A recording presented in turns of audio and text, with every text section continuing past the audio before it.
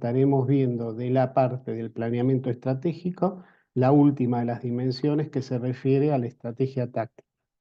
Cuando hablamos de estrategia táctica, generalmente se producen distorsiones en el entendimiento de por qué se denomina estrategia táctica y no táctica directamente.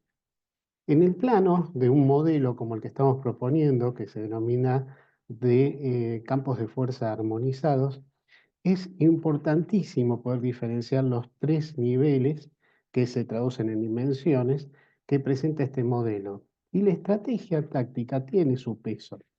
Para lo cual, para poder interpretarlo, lo que hicimos fue dividir las palabras y ver de qué manera después estas van a trabajar de forma vinculada para poder producir una acción, un movimiento determinado que va a estar gravitando dentro de un mercado o de un teatro de operaciones y va a estar influyendo y siendo influenciado por las acciones que tomen los competidores, ¿sí? Entonces, comenzaremos por decir que estrategia es el plan que se sigue para alcanzar uno o más objetivos. O sea, es el diseño que nosotros hacemos para alcanzar determinados objetivos. Ese diseño que está conformado a su vez por distintas estrategias, se tienen que interpretar que deben ser sí o sí llevadas a la práctica para no morir en la teoría.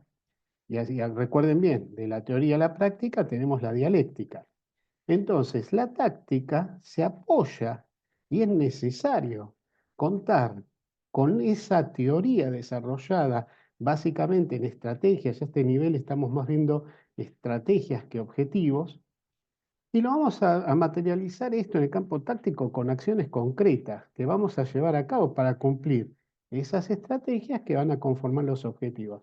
Fíjense que estoy poniendo la palabra estrategias por encima de objetivos.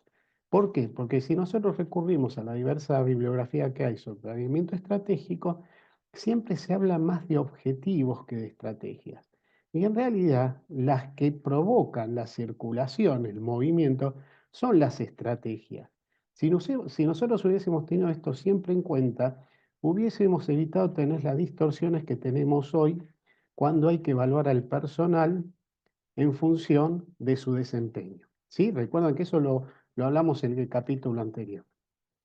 Ahora bien, ¿y qué es la táctica? La táctica es la aplicación sistemática de los principios ofensivos y defensivos. O sea, yo voy a avanzar o me voy a defender en función de cómo yo esté posicionado respecto de los otros actores, que en realidad es mi competencia, y vamos a estar involucrados en un sistema que está en movimiento, compartiendo o enfrentándonos con las capacidades del competidor para resolver diferentes tareas que tienen que ver con precisamente la competencia. ¿La competencia en qué consiste? Obviamente en seducir con nuestros productos y nuestros servicios de manera tal a nuestros clientes que podamos ir tomando de ellos intereses que los lleven a consumir mi producto por encima del de la competencia, ¿sí? Del resto de los agentes que ofrecen igual o similar producto o servicio. Ahora bien, la mayoría de las tareas tácticas en la competición se resuelven por medio de técnicas de acciones competitivas, se denominan, ¿sí? Y la táctica es la tangibilización de la estrategia operacional. Esto es básicamente lo que les expliqué anteriormente. O sea, es poner en tangible todo lo que nosotros esbozamos en la estrategia operacional a través de los objetivos y sus correspondientes estrategias. Esto se va a resolver en el campo del movimiento de forma creativa, lógica y real, y hay que plantear en este escenario en donde nos vemos de cara con el mercado soluciones que sean eficientes y concretas, teniendo en cuenta siempre las condiciones cambiantes que propone el mercado. Acuérdense lo que habíamos hablado inicialmente en el capítulo 1. Siempre nosotros nos encontramos en un mercado que, al igual que el futuro, no es lineal. Tiene variaciones, es cambiante y a su vez, según fue definido en Estados Unidos, a partir del 2008-2009, en lo que hace al management, tengan en cuenta que esto inicialmente fue definido por la US Navy Military School en Estados Unidos después de la caída del muro de Berlín, cuando termina la Guerra Fría. Pero en el marco del management empieza a desarrollarse a partir de 2008-2009 el concepto de VUCA, ¿sí? La volatilidad, la incertidumbre, la complejidad y la ambigüedad, que nosotros hemos extraído la incertidumbre de este acrónimo porque los tres primeros movimientos producen la incertidumbre, ¿sí? Ahora bien, la maniobra es el criterio estratégico que pauta y coordina la acción a seguir combinando la atracción y el factor, ya sea humanos como los recursos de la organización. Tengan en cuenta el tema de tracción. Nosotros tenemos que mantener y saber leer muy bien la interacción entre las distintas generaciones. ¿Para qué? Para que haya una tracción realmente eficiente en el movimiento, y que esa tracción sea pareja en el movimiento y que nos permita de alguna manera lograr resultados acorde a las estrategias y objetivos definidos. Es la visión dinámica de la estrategia operacional, ¿sí? ¿Se entiende? Uno dice, pero la visión no está en la parte política, sí, pero imagínense que yo en la parte operacional también, al igual que en la política, estoy definiendo teorías. Cuando yo defino una teoría, puedo estar hablando de una visión, en este caso de expectativa mucho más corta que la que se desarrolla en la parte de la estrategia política bajo el nombre de quimera, pero no deja de ser una visión. Y obviamente, como es de corto alcance, está mucho más cerca de la acción táctica porque es la que define ese movimiento. Obviamente la maniobra, como les había dicho anteriormente, va a estar gravitando en un espacio y tiempo determinado y va a generar resultados. Esos resultados nosotros los tenemos que evaluar. De esa forma, cuando nosotros los evaluamos, vemos de qué manera vamos alimentando esas estrategias, vamos cumpliendo las estrategias y obviamente de esa manera también, por consecuencia, vamos a estar también viendo los resultados respecto a los objetivos planteados, es decir, cómo cada una de esas estrategias, en función del cumplimiento que estamos haciendo de ellas a través de la generación de los resultados producto de nuestro movimiento, se van alimentando también. ¿Sí? Acá les armé un pequeño cuadro que también lo van a tener como ejemplo si lo quieren explorar en un Excel, en donde ustedes pueden evaluar, no sé si recuerden, la parte operacional se encontraban quizá con la primera parte del gráfico, las primeras columnas del gráfico, acá ya lo ven cubierto en su totalidad. Lo que ven sobre la izquierda es la asignación de un código, que ustedes pueden ponerlo, ¿no? Un objetivo, siempre es bueno ponerlo. Eh, el primer objetivo, en este caso, tengan en cuenta algo antes que me olvide. Este es un ejemplo. Si yo estuviese trabajando sobre la realidad, usted lo que verían acá serían los objetivos primero primarios, o sea, los que tienen que ver con qué une a la comunidad. Acá yo ya pasé a lo que son los objetivos secundarios, que son los que tienen que alinear directamente con el- la parte rentable, ¿sí? De lo que busca la quimera. ¿Para qué? Para que lo vean de manera más gráfica. Entonces, bueno, en este caso el objetivo era incrementar las ganancias en un 20% anual. La fecha de cierre de este objetivo era el 12 del 12 del 2028, que quiere decir que yo voy a tener que llegar, si este era un plan de 5 años, a cubrir el 100%. La estrategia, tengo dos estrategias para esto. Lo primero que voy a hacer es clientes de nivel medio, voy a incrementar el límite de crédito en pesos y en cantidad de clientes. Y por otro lado, lo que voy a hacer es realizar alianzas estratégicas con proveedores para ver si puedo reducir la cantidad de los mismos. Yo cuando reduzco la cantidad, seguramente lo que voy a estar haciendo es incrementar el volumen de venta, para lo cual a mayor volumen tendría que estar negociando un menor precio. Entonces eso apalanca incrementar la ganancia anual. ¿Qué posible efecto no deseado tengo en el caso de los clientes? Bueno, que haya un corte en la cadena de pagos para lo cual yo me quedo sin financiación y automáticamente no puedo tocar las líneas de crédito. Y en el caso de los proveedores, que no haya falta de interés de los proveedores en conformar una alianza estratégica. ¿Por qué? Porque quizá mis volúmenes no alcanzan a cubrir las expectativas de los volúmenes que manejan los proveedores con otros clientes. Entonces, en la primera columna donde estamos evaluando el riesgo, nos vamos a encontrar la probabilidad de que esto pase. En estos dos casos, la probabilidad de que ocurra es baja. y el impacto que tendrían en el caso de producirse es alto, para lo cual el puntaje, cuando ustedes lo promedian, le va a dar 2 puntos. Por las dudas, como ustedes están con 2 puntos, ustedes van a tomar acciones concretas a realizar. ¿Para qué? Para evitar cualquier posibilidad de que algo que ustedes están viendo como probabilidad baja se incremente. Entonces, en el caso de los clientes, en aquellos clientes considerados críticos, se les solicitó garantías adicionales para incrementar la línea. De esta manera, si yo tengo un corte en la cadena de pagos, acciono contra los garantes, y que puede ser una firma de caución, no necesariamente un particular, un tercero particular. Y en el caso de los proveedores se ha definido el manual de alianza estratégica con proveedores, o sea, van a ser seguramente, una vez que constituyan un manual de alianza estratégica con proveedores, una serie de requisitos que se lo van a hacer firmar al proveedor, se quedará seguramente la empresa con una copia de ese manual y ahí mismo debe haber un compromiso respecto a los pagos y las devoluciones. Después vamos a poner las tareas que nos quedan pendientes a realizar para poder cubrir las expectativas nuestras de reducir el impacto al mínimo posible. En el caso de los clientes, sobre 500 clientes con solicitud de garantías, resta presentar 435 garantías. O sea que está ongoing esto, no está en movimiento, se está realizando. En el caso de los proveedores, diseño de un nuevo procedimiento, armar un pareto, armar planes de compra y armar reuniones con proveedores. Acá se están armando una serie de acciones que tiene por finalidad determinar, si estoy armando un pareto, el 20% quizá de los proveedores que mueven o el 80% de mis pagos en pesos o el 80% de los ítems que yo compro para poder seguir con mi operación productiva. Si estoy armando planes de compra es para dotar seguramente a mis proveedores de visibilidad.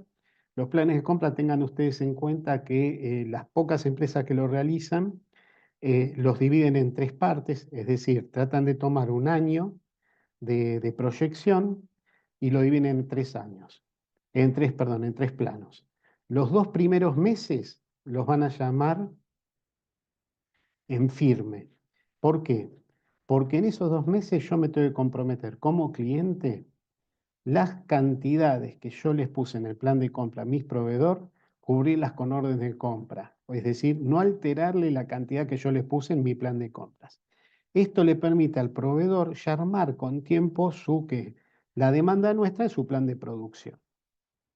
El segundo término son 4 meses hasta llegar a los 6 meses, o sea, teníamos 2 en firme y 4 meses que se denominan materiales.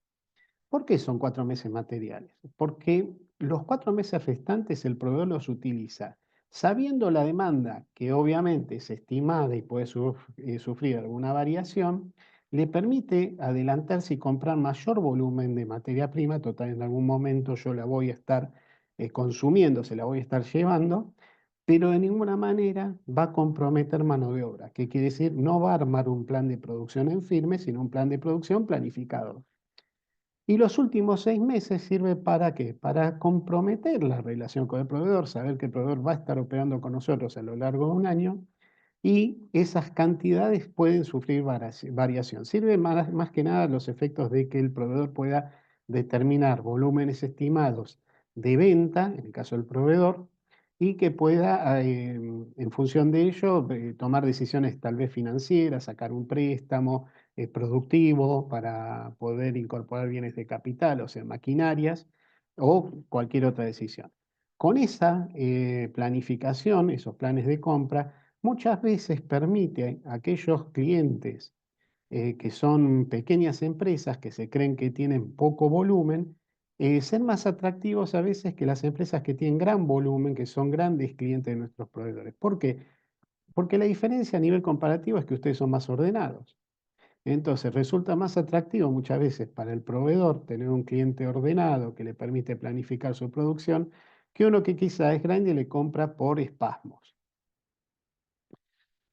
Si ustedes se fijan, el grado de avance en el cumplimiento de las tareas para minimizar el riesgo, el objetivo es llegar a 3 puntos, estamos en un punto, todavía estamos a un nivel bajo, Esto se determina en función de criterios. Se reúnen las distintas personas involucradas en esta estrategia y califican cómo están parados. Pueden decir, mira, qué sé yo, en el caso de las garantías, mira, estamos abajo, vamos bien, pero fíjense que tengo 65 garantías sobre 435, sobre 500, me están faltando 435, es decir, que tengo todo un camino para avanzar. Después van a poner, lo mismo me ocurre con proveedores, el objetivo es 3, voy por 1, todavía tengo un déficit de 2. A continuación, vamos a indicar quiénes son los responsables para siempre tener alguien que responda por esa estrategia. Cuando yo tengo la fecha de vencimiento planteada en la estrategia y cuántos días faltan para que esa estrategia deba ser cumplida. Esto obviamente se repite a lo largo de cada uno de los objetivos y estrategias que ustedes tengan planteado, pero ven cómo van haciendo un seguimiento a nivel de riesgo. Acá no estamos hablando de indicadores de resultados que son numéricos o índices o porcentuales, sino acá lo que estamos hablando es básicamente de análisis de riesgo a nivel de maniobra, o sea, a nivel táctico. Cómo yo me fui moviendo, ¿para qué? Para aquello que planteé como riesgo en la estrategia, lo voy de alguna manera neutralizando. Y obviamente, como les dije, ustedes cuando eh, trabajan en la parte táctica están hablando de estrategias, alimentar cada una de las estrategias. Ahora, a nivel operacional, las estrategias, en la medida que ustedes van cargando el cuadro anterior, ya lo van a ver si exploran el Excel que les voy a dejar, se van a encontrar que los distintos resultados van drenando en un tablero que tiene por finalidad ver cómo va avanzando el objetivo a nivel de riesgo. Si se fijan, los objetivos están de alguna manera se ve que iniciando el plan estratégico, estamos viendo la denominación de cada objetivo, tenemos un gráfico que delimita de alguna manera el grado de riesgo en el que se encuentra la implementación de cada una de las sumatorias de las estrategias que impactan en ese objetivo y podemos ver a continuación la medida. Por ejemplo, el que está mejor posicionado es el que nos da 1,5, ¿sí? El segundo objetivo, que quiere decir que yo estoy planteando una mejora mucho más dinámica que en el resto de los otros que tienen 1,2,67. Ven que tiene un alto riesgo ese todavía. Seguramente, si esto se mantiene a lo largo de los meses, vamos a tener que tomar alguna acción. ¿Por qué? Porque la gente se debe estar fatigando para tratar de llegar a completarlo. Después tenemos uno que es de 2,5, estamos hablando de la puntuación máxima, ahí yo les estoy poniendo que es 3. Y consideren una cosa, que esto es muy importante. Cuando ustedes tienen, esto obviamente es en función de la experiencia, ¿no? Puede haber casos que seguramente no alineen con esto. Pero cuando ustedes tienen objetivos que se mantienen por mucho tiempo con un alto grado de fatiga, por ejemplo, el que marca 2,67 y 2,5, cuando ya están promediando el primer año o parándose entre el primero y el segundo año y sigue igual, bueno, ahí seguramente tienen que hacer un replanteo. Y la resultante que surja de ahí, si trabajan verdaderamente en equipo, es que seguramente deberían haber considerado algún objetivo previo a este, que por algún motivo lo obviaron o no lo consideraron, motivo por el cual este está friccionando demasiado porque pues, está trabajando por este más aquel que ustedes no tuvieron en cuenta, que es ignorado por el resto del equipo. O puede ocurrir también que las estrategias que están planteando son mucho más ambiciosas de las que deberían haber planteado. Pero siempre es porque faltó algo en el medio, ¿sí? Es como una receta de cocina. Si yo estoy fatigado en los objetivos, es porque algo faltó en el medio. O me faltó un objetivo definirlo previamente, antes de ir a este que era más desafiante, o me faltó definir estrategias más simples a las que estoy planteando o mayor cantidad de estrategias, ¿sí? Y abajo lo que tiene es un gráfico siempre, ustedes pueden usar el modelo que a ustedes les gusta de gráficos. A mí el que más me atrae para este caso, que me lo hace muy visible, es el de telada. Acá les voy a dejar, no me voy a poner a explicarlos estos, porque si no sería muy tedioso. Primero, no les aporta valor porque no lo van a retener. porque son fórmulas, ¿sí? Entonces, le voy a dejar algunas fórmulas de ejemplo para que vean de qué manera nosotros, más allá de tener que evaluar el riesgo de las estrategias y los objetivos, tenemos que armar indicadores. Y los indicadores siempre tengan en cuenta esto. Hagan como hacen los orientales. Yo mido. Si a mí me da 90%, en Occidente capaz estaríamos contentos. Si da el 95% estaríamos más contentos. Bueno, los orientales si nos da el 90% dicen, bueno, a ver qué pasó con el 10%. ¿De qué manera podemos mejorar para sacar ese 10%? Lo mismo ocurriría con el 5% restante si le da 95%.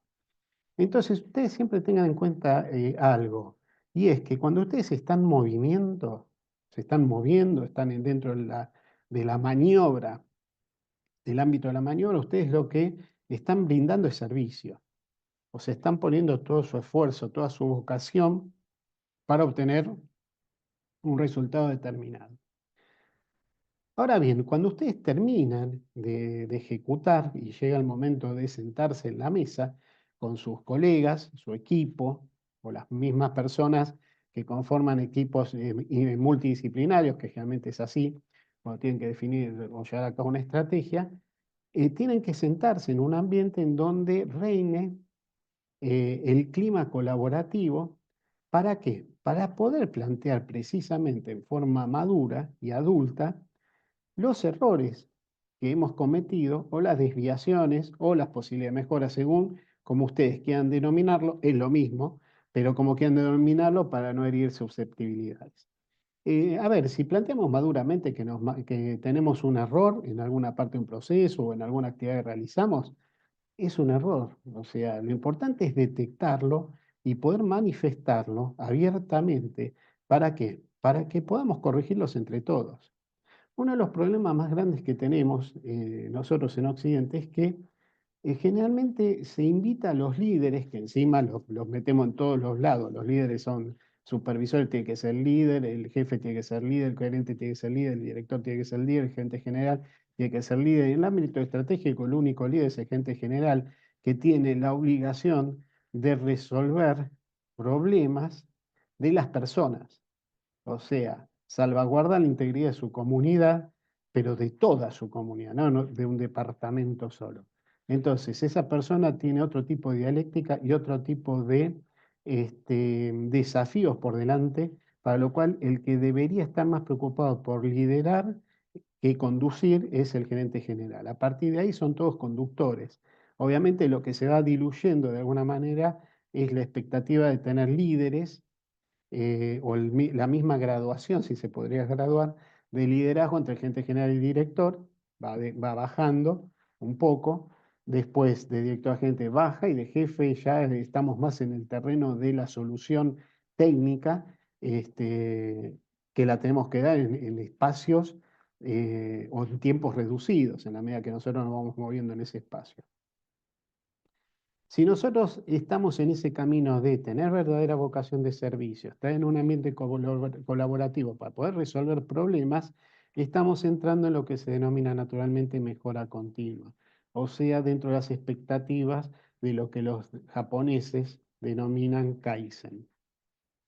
Bien, esto es muy interesante, lo extraje de un libro de estrategia, en donde establecen dos tipos de ambiente, uno competitivo y otro colaborativo. Y en este libro de estrategia dice que las fuerzas o los actores que intervienen en estos ambientes obviamente tienen fines determinados y medios que van a estar utilizando para llegar a esos fines. A nosotros de chicos nos dice que el fin justifica los medios. Y en realidad, en estrategia, al menos la que tiene que ver con organización, me atreví a decirles que en realidad el fin no justifica los medios de cambio, porque si no, nosotros no estaríamos hablando de negociación, ¿sí? O sea, si yo para llegar a ocupar, no sé, un terreno determinado, sacrifico a toda mi fuerza, después cómo mantengo la soberanía del punto que yo logré conquistar, ¿no? Entonces, bueno, pero en este cuadro que es muy interesante dice que si estamos en un ambiente competitivo, FF quiere decir que mis fines siempre nosotros estamos a la izquierda, ¿no? Si mis fines tienen que ver con los fines del adversario, yo tengo que entrar en el camino de la persuasión, ¿sí? Un ejemplo de eso es el debate. Si mis fines, ¿sí? Si mis fines están a un nivel de los medios de la otra parte, ¿qué quiere decir? Obviamente que la otra parte está en una posición favorable respecto a nosotros, porque ellos están buscando, digamos, avanzar con sus medios donde yo lo que tengo es mi finalidad. Entonces ahí lo que tengo que utilizar es lo que se denomina diversión. La diversión no es que nos riamos, sino que en términos estratégicos se refiere al engaño, ¿sí? La forma de alguna manera buscar que la persona crea que yo voy a estar desplazándome o accionando de una manera determinada que realmente es opuesta, ¿sí? Después, si mis medios coinciden con los fines del otro, obviamente ahí lo que tengo que hacer es coaccionar, porque yo estoy mejor parado que él, y la mejor manera de doblegarlos y llegar a la fuerza es la presión psicológica. Y si no, si yo tengo mis medios que compiten con los medios del otro, o sea, estoy enfrentado directamente fuerza con fuerza, estoy en un acto de fuerza, valga la redundancia, que en términos de em, administración podríamos decir que es el dumping.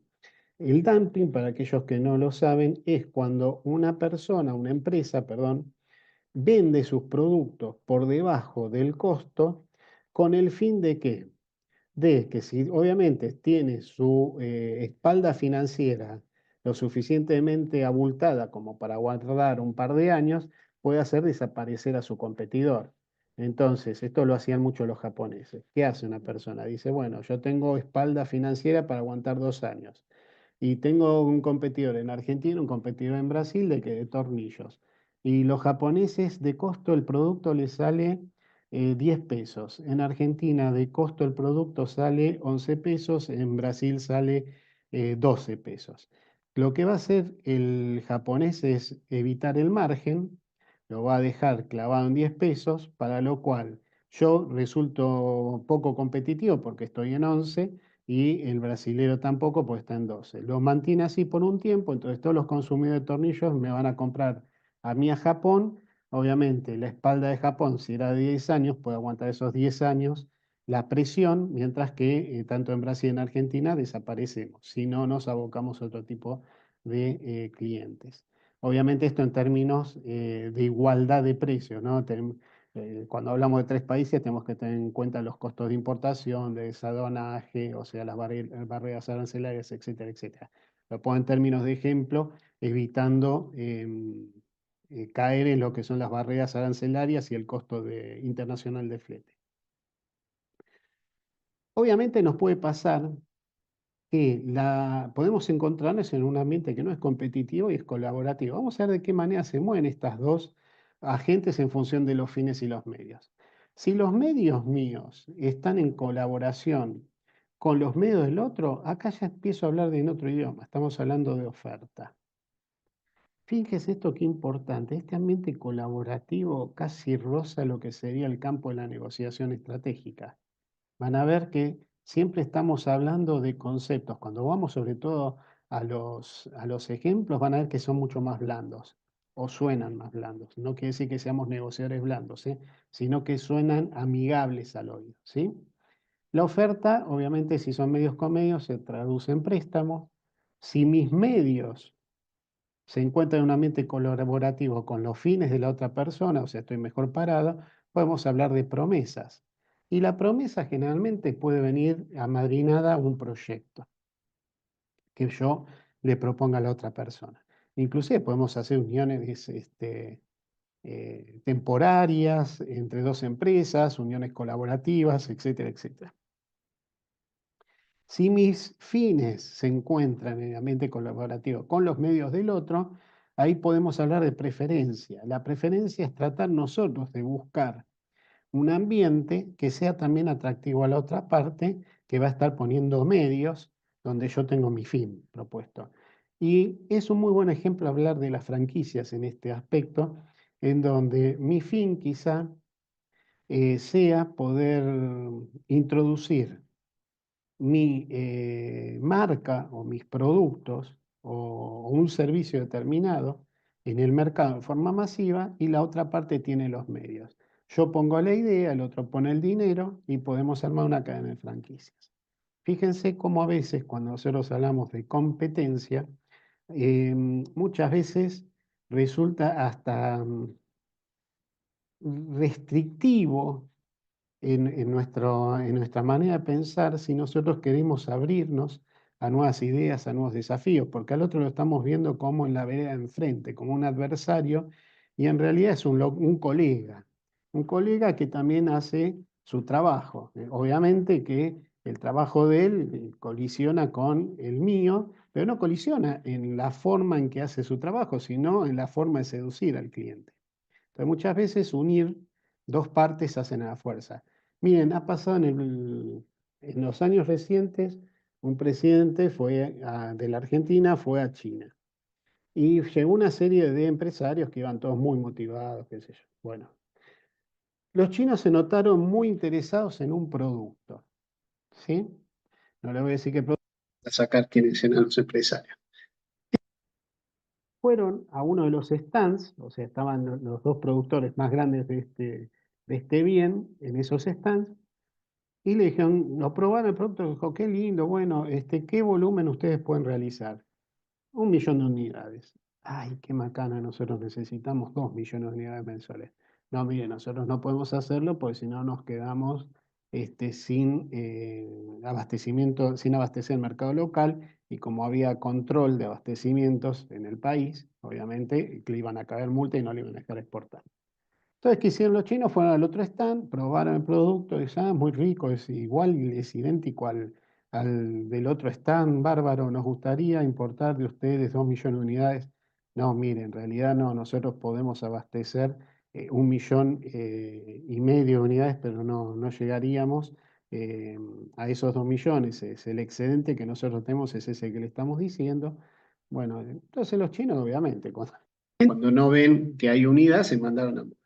Qué distinto hubiese sido si está en el stand A, hubiese ido al stand B, se unían en este proyecto en común y de acuerdo a la demanda que tenían los chinos, entre los dos la podían cubrir. Lo único que tenían que hacer de repente es ponerse a trabajar los dos quizá en una nueva marca que les haga ver que el producto era uno y de esta manera estamos en una relación ganar-ganar. Ven como en el ambiente colaborativo, si nosotros a veces eh, olvidamos que lo que tenemos enfrente es una competencia, podemos llegar a ganar más dinero que cuando queremos permanentemente competir. Y obviamente cuando los fines se encuentran con los fines en un ambiente colaborativo, llegamos a lo que se denomina acuerdo. Cuando trabajamos en lo que es la mejora continua, siempre es necesario tener un espacio para que nosotros podamos resolver algún problema, alguna desviación, algún efecto no deseado, posibilidad de mejora. Entonces, en ese ambiente lo que vamos a hacer es diseñar. Cuando nosotros hacemos el diseño de algo y vemos que ese diseño es la mejor solución porque fue o la más votada o la más consensuada, podemos estar diciendo entonces que nos encontramos en condiciones de ejecutarla. ¿Y ejecutarla qué significa? Ejecutarla es ponerla a prueba para ver si realmente esa solución que planteamos funciona. Si realmente funciona, ¿sí? O no, lo que tenemos que hacer es revisar el efecto que generó ese cambio, ese planteamos, y si realmente funcionó, estamos naturalmente implementando un proceso de mejora continua.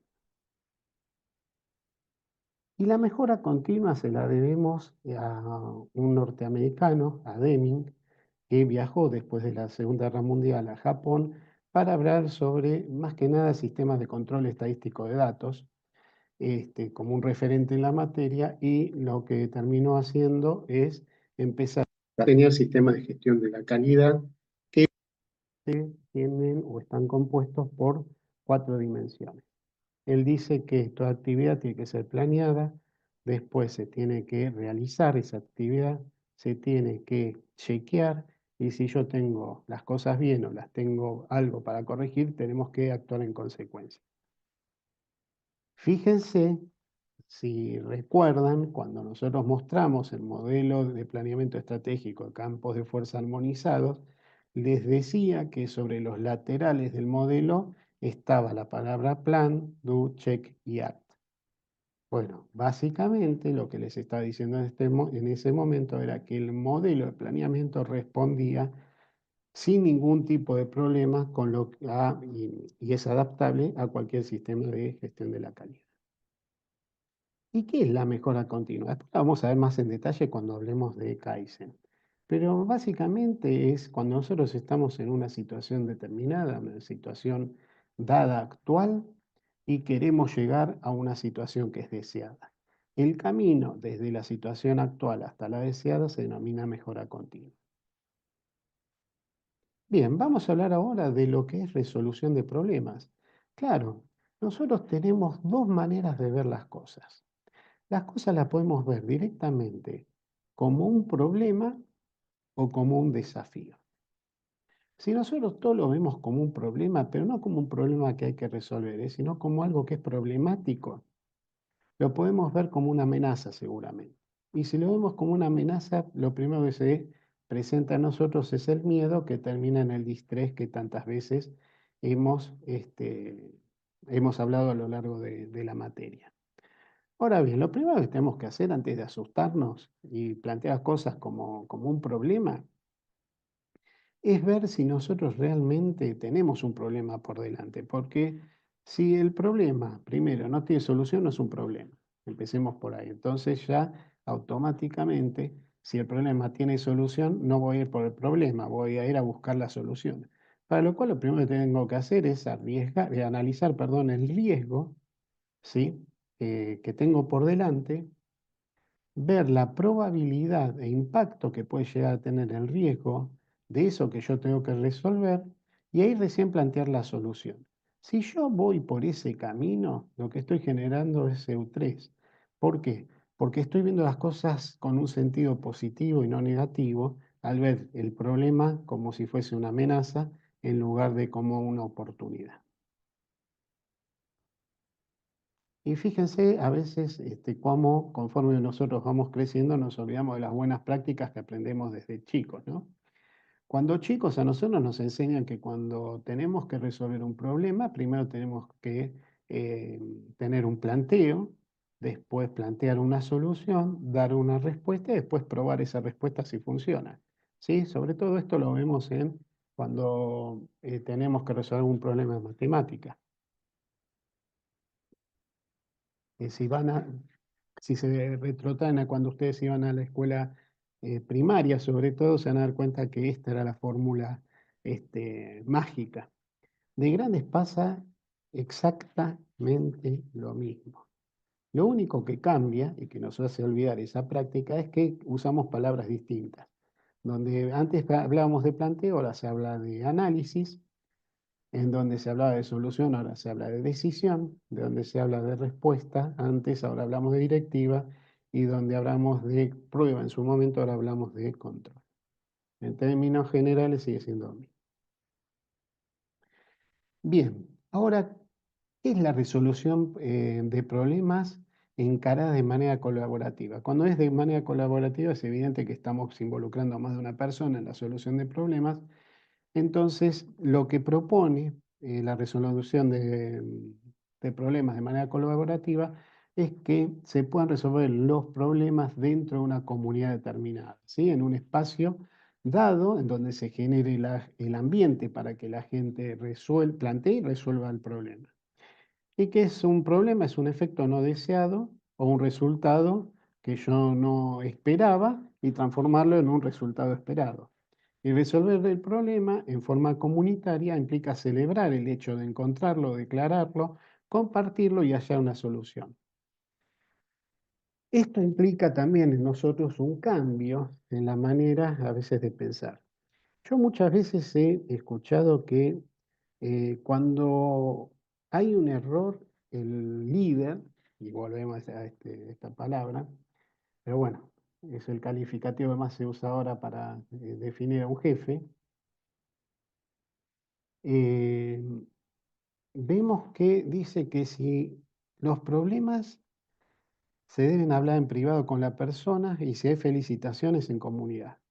Miren, si hablamos de esa manera, nunca vamos a poder plantear un esquema de mejora continua, comunitario y colaborativo. ¿Por qué? Y pues si yo cada vez que encuentro algo que está mal, lo encuentro con una persona, llamo a la persona y le digo, mira, esto está mal hecho, fíjate de qué manera lo puedes resolver y de qué manera lo estoy planteando de manera abierta. Se dan cuenta que a veces, cuando nosotros metemos el liderazgo a navegar por todos los cargos, todos los roles de una organización, estamos generando, en vez de un sistema de puertas abiertas, un sistema de compartimentos estancos. Una manera muy piola que hay para resolver problemas a nivel comunitario, cuando ustedes plantean un problemita sobre la mesa, es utilizar un formato que se denomina de campos de fuerza. Ya campos de fuerza estamos utilizando con mucha frecuencia, ¿no? En donde básicamente lo que se les pide a las personas que están interactuando, o sea, se tira el problema sobre la mesa y dice, ok, ¿cuál es el proceso que se está afectando? Supóngase que es el proceso de ventas. ¿Qué actividad está afectada? Bueno, la actividad que está afectada es la de carga de pedidos, supónganse. Ok, ¿cuántas personas van a participar en la solución de este problema? Supónganse, bueno, en este caso creo que está predefinido tres. Entonces, ahí vamos a decir, bueno, ¿cuál es el efecto no deseado de la carga de pedidos que se nos planteó? Bueno, mira, fui a cargar un pedido y el cliente, cuando lo estaba cargando, se ofuscó porque ya había llamado para hacer este pedido, pero nunca se le entregó el pedido. Uy, qué raro todo. Bueno, entonces empiezan todos a tirar ideas. Entonces uno dice, bueno, ¿a qué puede deberse? Bueno, puede deberse a que la línea de créditos estaba excedida. O sea que yo le había asignado una línea de crédito de 500.000 pesos, no venció ninguna factura, la persona sigue pidiendo y ya está pidiendo por 550.000, supóngase. Bueno, listo, ponemos esa idea. La otra, ¿cuál puede ser? Bueno, que haya habido una caída en el sistema. Bueno, muy bien. La otra, ¿cuál pudo haber sido? Bueno, que no haya habido stock. Bueno, vamos a ver. ¿Y otra? No, no hay otra, pues son tres personas solas y cada una de esas tres personas dio una idea. Perfecto. Entonces, ¿qué hacen después? Las vamos a votar esas ideas. En este punto, y por eso es importante la madurez para poder hablar de ambientes colaborativos y no cooperativos. Acá el ambiente cooperativo no funciona, es el colaborativo. Lo que vamos a hacer es evaluar cada una de estas ideas, olvidándonos de quién la dijo y si la mía va a ser más importante que la otra. O sea, tenemos que ser naturales en esto y ver cuál es la mejor idea. ¿Por qué? Porque después vamos a tener que convivir todos con este problema si no dimos la mejor solución. Entonces, vamos a ver. ¿Quién vota? Vamos a poner dos criterios. Van a ver que en cada recuadro va planteada una idea distinta. Al lado del dibujito que tiene un tilde, un nombrecito con un tilde, van a ver un recuadro grande, ahí se plantea la idea. Y después, a continuación, ustedes dicen el cambio es y la efectividad es. Abajo de todos van a ver que en el formulario dice el cambio es difícil. Si es difícil, le pongo un punto. Si es medio, le pongo 2 puntos. Si es fácil, le pongo 3 puntos. Y si la efectividad es nula, le pongo un punto. Regular es 2 puntos. Si alta son 3 puntos. Entonces, acá es donde evaluamos. Entonces, supónganse la primera idea. Espero acordarme todas las ideas. La primera era que excedía el límite de crédito. Bueno, entonces, de las tres personas, ¿cuántos votan que cambiar o sea, hacer extender las líneas de crédito es difícil? Uno vota que es difícil. Dos, de las otras dos personas, a ver, medio, ninguna. Fácil, las otras dos. Entonces van a poner en donde dice valor una persona, al lado del uno, van a poner que una persona votó uno y 2 personas votaron 3. ¿Sí? Entonces, cuando ustedes van a valorar esto, les va a dar una puntuación. ¿Sí? Ahora, la cantidad de votos también me tienen que jugar a la hora de qué? A la hora de decir si ese cambio que yo tengo que hacer para ampliar la línea de crédito es efectivo o no. Y sí, vamos a ver. ¿Quién piensa que no es, que es nula esa implementación? Nadie. ¿Quién piensa que es efectiva regularmente? O sea, un puntaje medio. Nadie. ¿Quién piensa que es alta? Votaron los 3. Entonces, yo cuando hago 3 que votaron ahí, voy a hacer 3 personas votaron 3, me da 9. 9 dividido 3, 3. Puntaje 3, o sea, el puntaje más alto, pues son 3 personas, justo. Y en cuanto a la cantidad de votos, tenía 1 por 1, 1, 2 por 3, 6, 6 más 1, 7, dividido 2 es 2,50. ¿Sí? Entonces, 2,50 no, 2,33. Entonces, en ese punto, lo que ustedes están diciendo es, la gente está votando en total, 2,33 más 3, 5,33. Después hacemos el mismo proceso con las otras dos ideas. El puntaje que sacó más alto de las ideas es el que vamos a estar implementando. Ahora, ¿qué pasa después que nosotros agarramos e hicimos este ejercicio? ¿Tiramos la hoja? No, la vamos a guardar. ¿Por qué? Porque es muy factible, y ahora le voy a decir qué bien que funciona esto. Es muy factible que yo una vez que solucione esto, pueda surgirme de vuelta un problema de similares características o igual característica, y si recurro al formulario, quizá me encuentre con las otras dos ideas, y de esas dos ideas, seguramente la que estaba más cerca de la puntuación óptima, o sea, la óptima es la que ganó, va a ser la segunda solución que si la implemento seguramente me va a erradicar el problema o me lo va a hacer cada vez más fino. ¿Cuál hubiese sido? ¿Se acuerdan? Uno era el límite de crédito, el otro no tenía stock.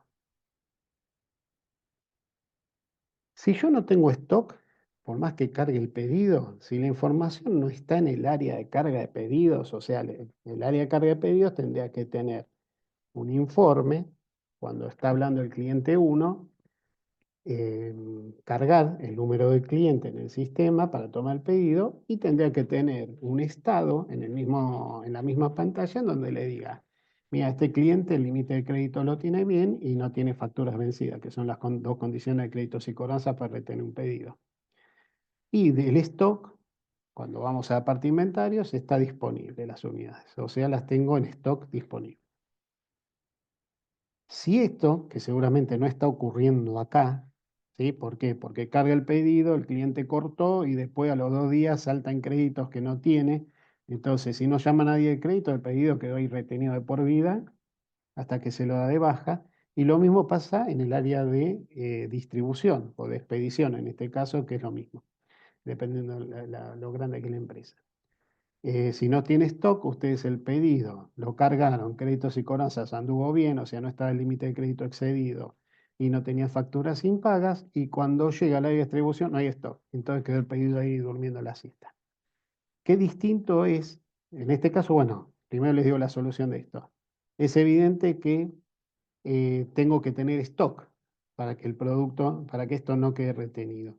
¿Son las soluciones definitivas? No, les digo por qué.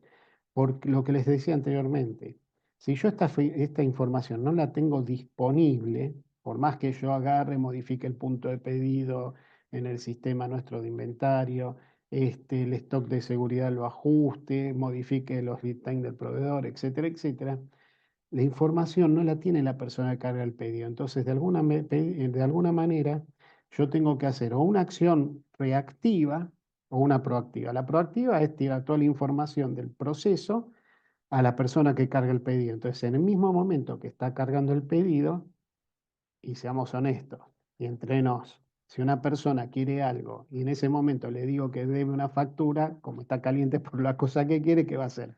Obviamente ya te pago. Entonces tiene un doble efecto tener la información disponible en ese momento. Y no que cargue el pedido y después se le corta porque otros sectores lo retienen. Y también puede decirle si hay stock o no hay stock. Entonces, en ese momento, cuando yo le digo, podemos inclusive hasta brindarle un producto alternativo. De la otra manera no le puedo mandar nada. Entonces, fíjense que muchas veces, si bien acá mejoramos el proceso con estas dos ideas, la tercera es la caída del sistema, que no aporta valor a esto, pero sí nos va a llevar a, primero, mejoramos el proceso respecto a antes, no cabe ninguna duda. Ahora, ¿resolvimos en la causa raíz del problema? No. La resolvemos con esto que le estoy diciendo, que seguramente lo vamos a ver cuando hagamos una nueva reunión para tratar un problema que sigue existiendo, pues va a seguir existiendo en menor medida, pero va a seguir manifestándose. Pero como ya trabajamos en estos dos, vamos a ir evolucionando en la idea y seguramente vamos a llegar a la resolución que le estoy dando yo como consultor. Esto lo van a poder resolver a nivel interno, ¿sí? No van a necesitar de la consultoría. Y para llegar a resolver un problema, ¿sí? Para llegar a ver el formulario de campos de fuerza, podemos tomar un método primario que nos lleva también a poder usar el formulario de campo de fuerza o directamente disparar acciones concretas a partir de este, que es un formulario que nosotros llamamos, ustedes lo ven como CACD, es el acrónimo de ciclo de acción correctiva dinámico. ¿Por qué es dinámico? Porque es un formulario, acá lo están viendo entero, se ve bastante chico, que cuenta de distintas partes. La forma que ustedes tienen de resolver un problema es en forma. Si ustedes planifican estratégicamente, hablen una posibilidad más que es de forma predictiva, sino preventiva, porque todavía no se manifestó, pero ya están, digamos, corriendo sus procesos, o correctiva, o sea, uy, se me produjo una macana, la tengo que detectar la causa raíz que produjo esa macana, o sea, ese efecto no deseado, y ver qué hago para resolver. Entonces, en este formulario, en la parte inicial, lo que tienen es la fecha en que ustedes están abriendo el evento. Acá van a seleccionar una de las tres opciones, si es predictiva, preventiva o correctiva. ¿Cuál es el efecto no deseado que se le manifestó? Por ejemplo, si estuviésemos todavía en el problema anterior, hablando del problema anterior, podríamos referirnos a eh, queja del cliente por pedido no resuelto. Perdón. Después, lo que podemos hacer es, en la segunda parte, vamos a cargar el proceso que estamos afectando, que es el de ventas, y buscar la causa por la cual ese pedido no fue satisfecho en su momento. Entonces podemos tener problemas estratégicos, hay una serie de eventos, ustedes cuando despliegan se pueden encontrar con una serie de eventos, ahí yo eso lo dejo librado a su azar porque también pueden poner cualquier otro, dependiendo de la empresa, pueden tener cualquier otro título, ¿sí? En el caso mío uso generalmente estrategias, recursos, herramientas, factor humano, procesos y cualquier otra causa que no esté enunciada o desplegada. Entonces, obviamente ustedes pueden tenerlo sin desplegar nada, o ser, digamos, más naturales y esperar que la gente diga qué es lo que está faltando. Entonces, la causa puede deberse a la herramienta, en este caso, y un problema de procesos. ¿Por qué herramienta? Y porque el sistema primero no me lo está tirando el reporte a nivel de la persona que carga el pedido, que me diga el estado de cuenta y si hay stock de productos. ¿Y de procesos por qué? Y porque evidentemente el proceso es lineal y no retroalimenta, o sea, créditos no se comunica adecuadamente con administración de ventas y la gente de recepción tampoco. ¿Qué acción tomada llevamos a cabo inmediatamente? Podemos decir que, miren, acá inclusive se da mejor. La acción tomada que tomamos, valga la redundancia, en forma inmediata es, Por un lado, extendimos la línea de créditos y vamos a analizar si no hay que actualizarlas en función de la inflación. ¿Ven? Ahí, ¡puf!, le tiré ya una solución. Y la segunda solución es analizar la política de inventarios. ¿Para qué? Para que haya stock. La política de inventarios tiene que ver con el punto de pedido, con el stock de seguridad, el lead time y el stock máximo. Bárbaro. Y a largo plazo, y para que esto no se repita, o sea, solucionando esto seguramente no estoy solucionando todo el problema. Bueno, a largo plazo lo que voy a hacer es un desarrollo de sistema para que toda esta información la tenga la gente que carga pedidos y pueda resolver con el cliente el pago de alguna factura impaga, el límite de crédito excedido, que fue este el caso, o si no tengo stock por algún motivo, preguntarle al cliente si quiere que deje su pedido, lo que se denomina backorder, o sea, cargo del sistema hasta que ingresa el producto y yo se lo abastezco automáticamente, o quiere algún producto alternativo o descarte esa línea. Ven como acá en este formulario ya detecté, pero siempre ojo, en forma comunitaria, ¿eh? Después también en el caso de este formulario, en concreto, tiene un apartado donde ustedes pueden hacer alguna nota, alguna observación sobre el mismo, si quieren agregar algún tipo de ayuda a memoria. Después hay un campo en donde se despliega qué amerita este tipo de acción correctiva. Bueno, en este caso ustedes pueden decir, miren, esto amerita un nuevo proyecto, que a su vez va a ameritar un nuevo procedimiento. ¿Por qué un nuevo proyecto? Porque esto es un desarrollo de sistemas. ¿Y por qué un cambio de proceso? Y porque evidentemente la información ahora yo no la voy a tener en forma lineal, pero sin comunicado, sino que voy a estar reportando en tiempo real el estado de stock y el estado de cuentas en el área de pedidos. Entonces, esto es básicamente para desplegar qué tipo de acción desde el punto de vista de la estructura tengo que tomar. Si es un nuevo desarrollo de sistemas, si es un nuevo proyecto, si es un nuevo procedimiento. Ustedes llámenlo como ustedes gusten, ¿eh? Pero siempre ténganlo en cuenta, ponerle la definición que va a producir algún tipo de nuevo orden. ¿Sí?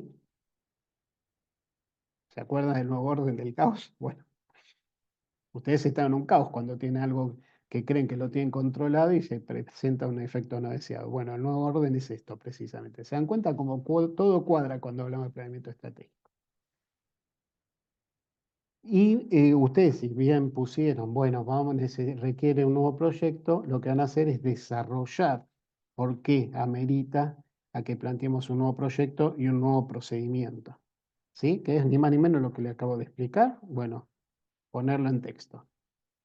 Y como todo, tenemos que analizar el riesgo una vez que hayamos implementado esto dentro del nuevo proceso. En este caso, la probabilidad de que ocurra nuevamente un problema de esas características va a ser baja, yo diría nula, ¿sí? Y el impacto que tendría esto sería alto. Al ser nulo, la probabilidad y el impacto alto, no voy a hacer ninguna acción porque no hay probabilidad de que ocurra. Pero el impacto siempre lo tengo que dejar marcado igualmente.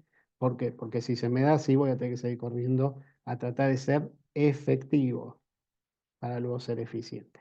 Soy efectivo para apagar el incendio, después me tomo el tiempo en forma colaborativa, busco una solución concreta para erradicar el problema que nunca ocurra y ahí después implemento la solución. O sea, paso por todo este circuito, voy de un orden establecido, se genera un caos por el cambio y ese desorden entra en un nuevo orden cuando implemento el nuevo procedimiento.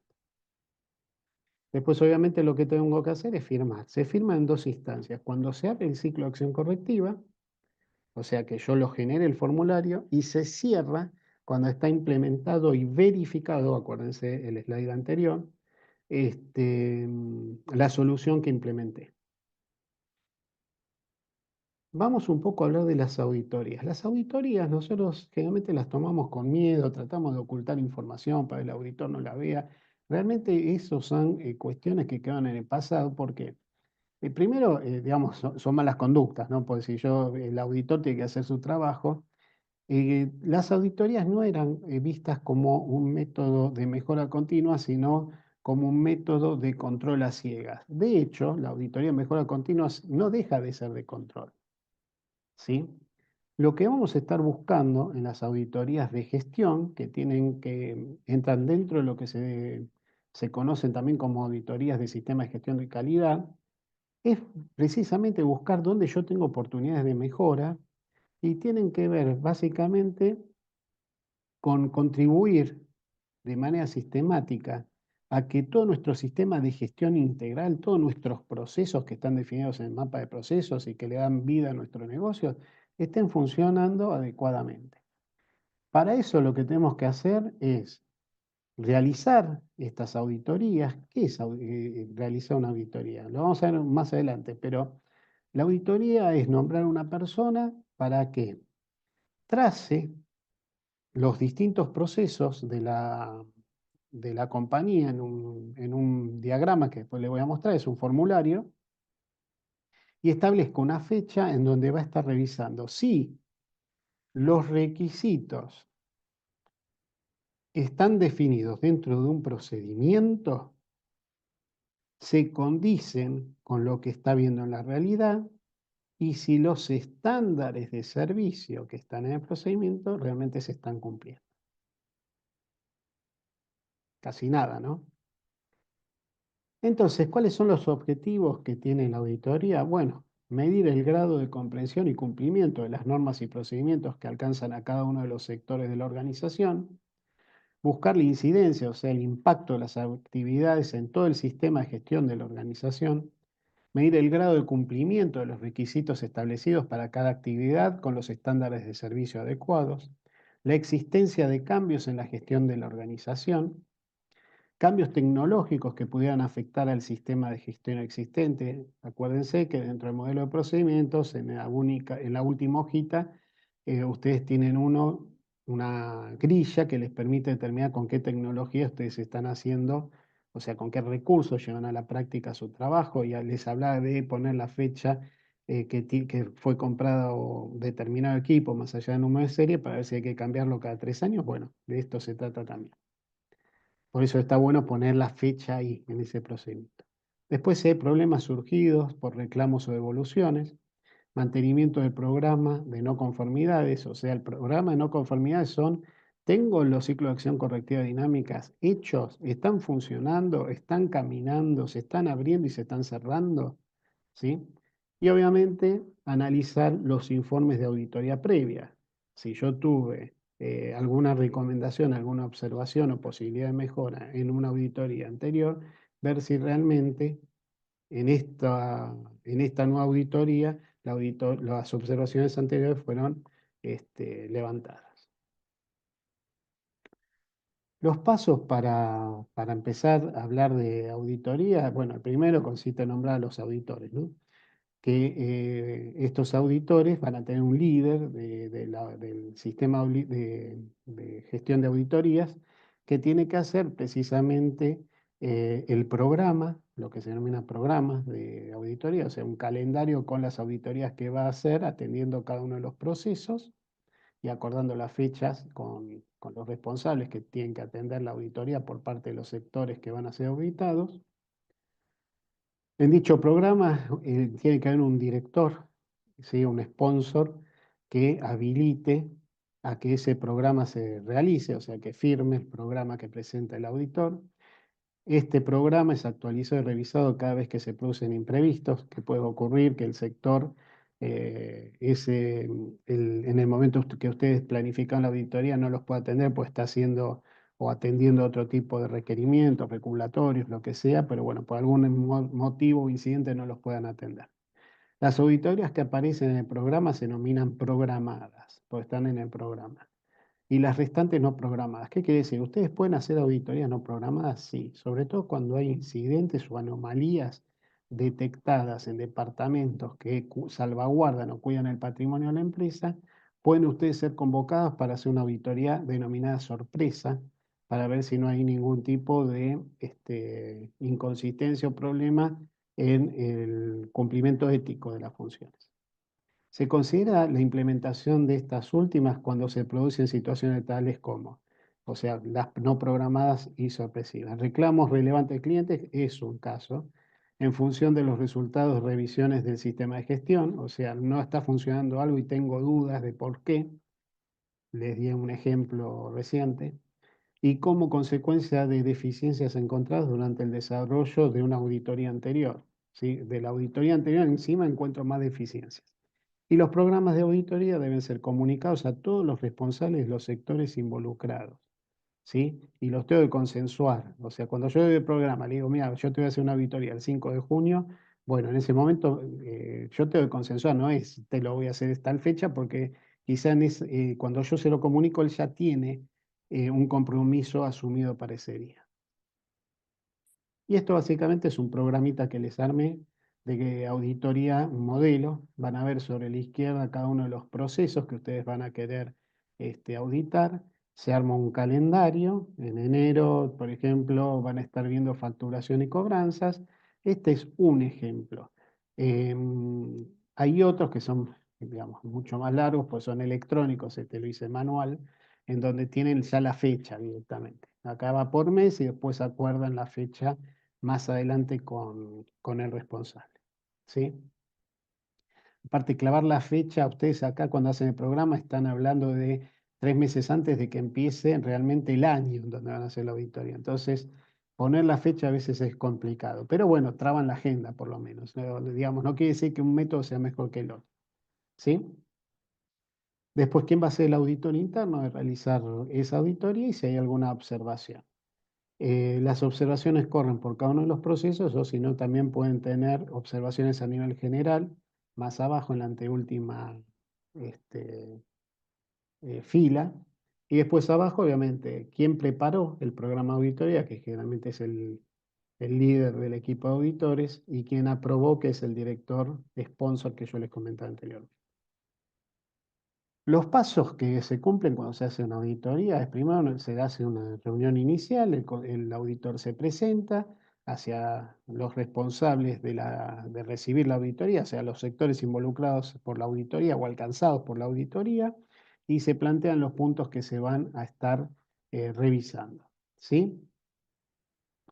Una vez que hicimos esto, vamos a empezar a hacer la auditoría, vamos a registrar las conclusiones parciales que yo vaya tomando en función del grado de avance y de la documentación y registros que vaya analizando. Y al final, al finalizar la auditoría, lo que tengo que hacer es todas estas anotaciones que fui realizando, tengo que ver si obviamente cumplen, están conformes a lo que están establecidos como requisitos o si las actividades no cumplen los requisitos. Entonces, cuando yo voy tomando y registrando estas actividades parciales y la paso por este tamiz, voy a hacer lo que se denomina un análisis de la documentación. Y este análisis de la documentación, lo que hago es, una vez que tengo la evidencia versus las anotaciones, las voy a cotejar con el entrevistado. El entrevistado es la persona que conoce el trabajo, que lo realiza, que yo voy a buscar que de alguna manera, si yo tengo una duda, la evacúe o la confirme como una observación, o sea, algo que no se está cumpliendo. Después lo que tengo que hacer como auditor es analizar el flujo de aplicación de un determinado proceso. ¿Qué quiere decir esto? Lo que me está mostrando la evidencia y lo que me está diciendo el entrevistado, ¿está conforme al procedimiento, cómo está escrito, los requisitos plasmados y los correspondientes estándares de servicio? Si no está pasando eso, también tengo que obviamente poner una observación. ¿Por qué? Porque si se está haciendo y cuadra y es la manera correcta, el problema que estoy teniendo es que no cambié la versión del procedimiento, lo cual es igualmente grave, ¿no? Y después obviamente voy a tener una reunión final. La reunión final es para decirle a las personas los hallazgos que hubo en la auditoría, ponerme de acuerdo con los auditados para ver de qué manera vamos a estar implementando las mejoras, en qué fecha se comprometen ellos a implementar la mejora y después se procede a realizar un informe final de la auditoría. Acá yo les puse un ejemplo de lo que es un informe de auditoría bastante sencillo. En el encabezado van a tener todos los datos que hacen al proceso que va a estar evaluándose, quién va a estar realizando la auditoría, la fecha en que se está realizando el informe, quién fue el emisor, cuál era el objetivo que perseguía la auditoría, qué observaron ustedes, cuáles fueron los documentos que dan soporte a las observaciones que ustedes hicieron y un comentario general que ustedes van a hacer sobre el estado del proceso y las actividades, los documentos, los registros, o sea, los formularios, y a partir de ahí ustedes tienen que indicar si tiene las fortalezas que encontraron en el proceso, qué observaciones encontraron, qué recomendaciones hacen. Las recomendaciones son cuestiones fuertes que hay que cambiar, qué oportunidades de mejora y una conclusión final. Si ustedes tienen algún otro comentario como auditor, agarran y lo introducen, sino directamente lo firman y lo hacen esto validar por la persona que era responsable del proceso que fue auditado.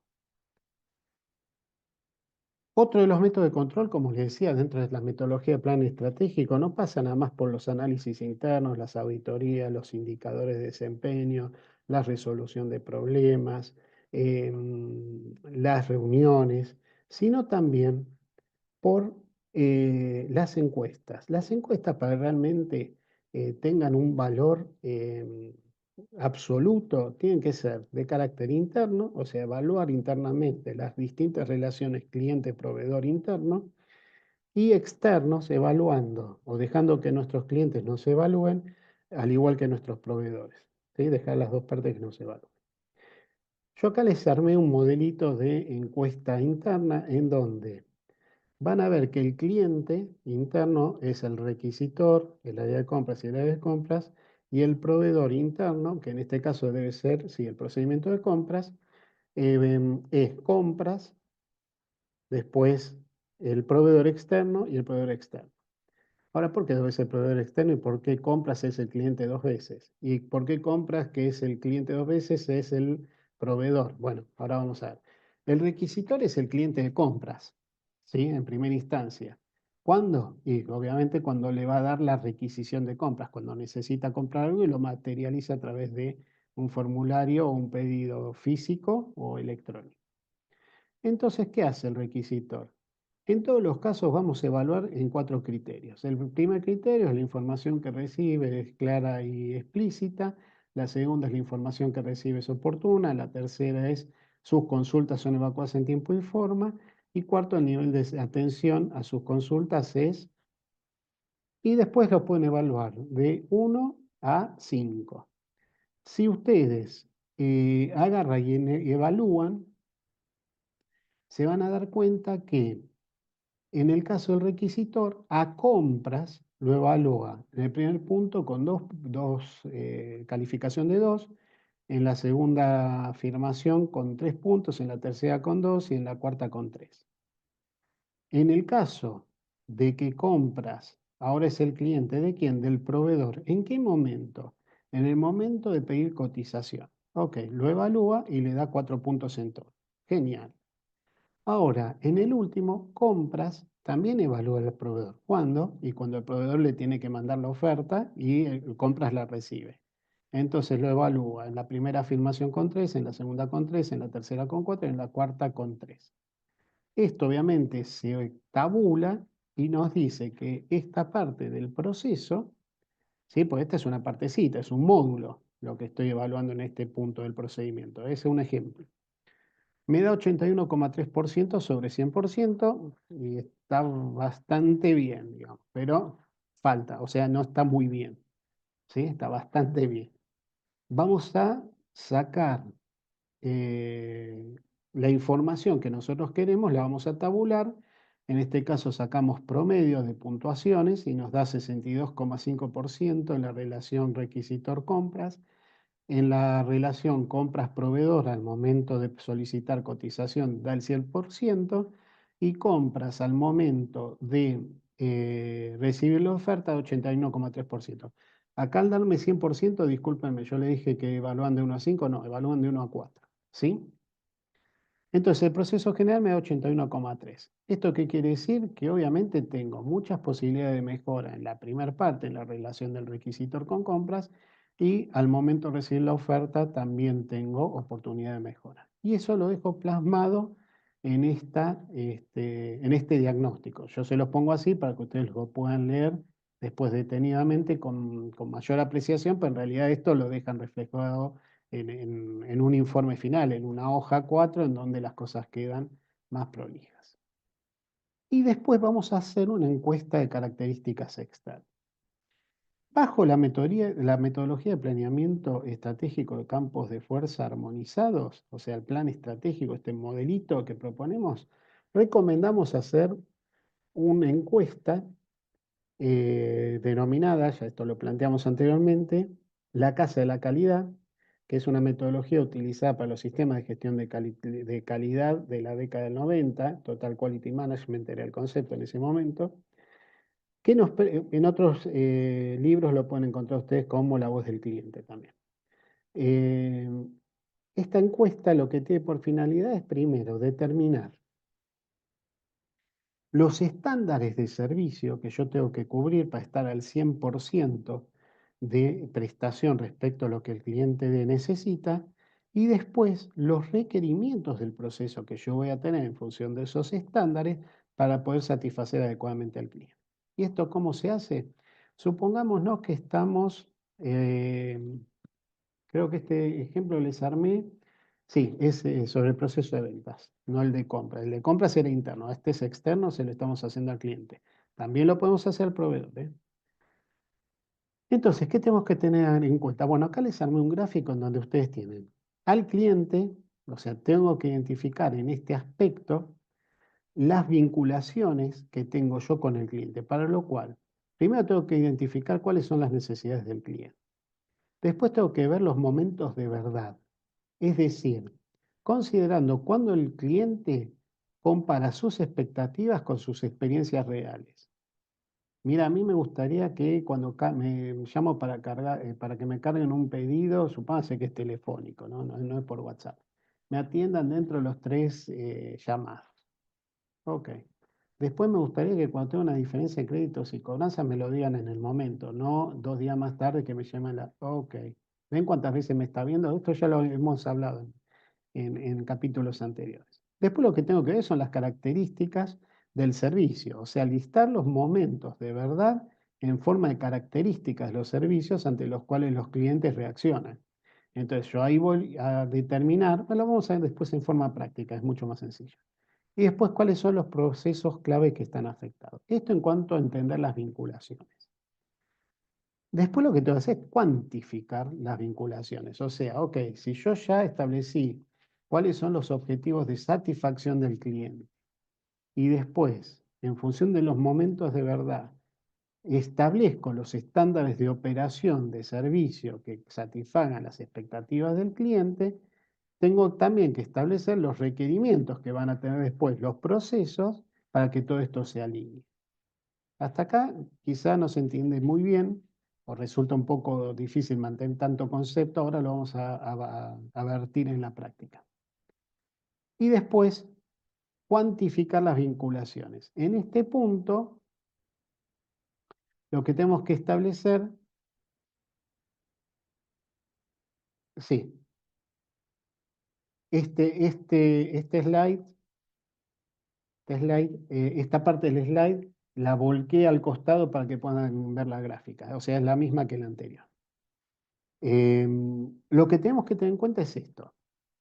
Cuando yo tengo que evaluar, ¿sí? Cuando yo vaya a realizar la tabulación de esta encuesta, lo que piden el modelo es que nosotros lo potenciemos de manera tal de que quede mucho más diferenciada, mucho más visible la diferencia numérica de los resultados que me arrojan la tabulación entre estándares y y el momento de verdad, y después el estándar versus los requerimientos del proceso.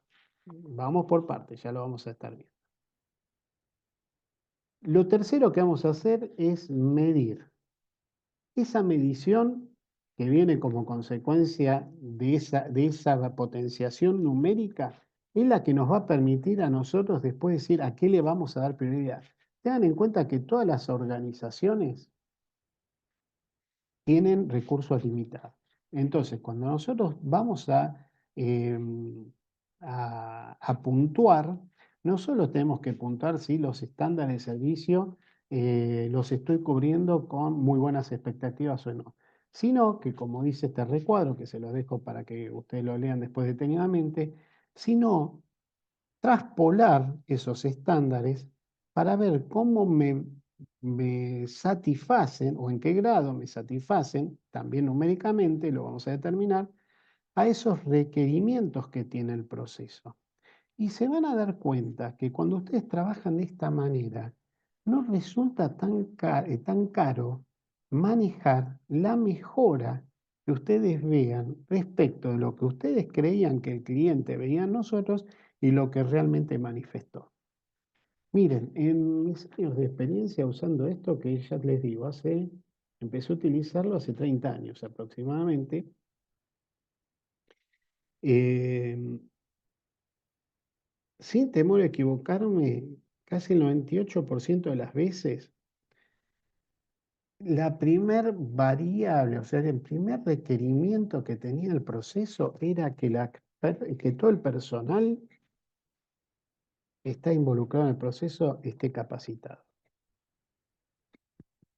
Y yo creo que hoy, con todos los cambios que hubo en tecnología y en metodología de trabajo, o sea, con la incorporación del teletrabajo, las herramientas colaborativas, el BPMS, el Business Process Management System, que son también sistemas aplicados al BPM, que es Business Process Management, o sea, tratar de gerenciar el negocio a través de los procesos.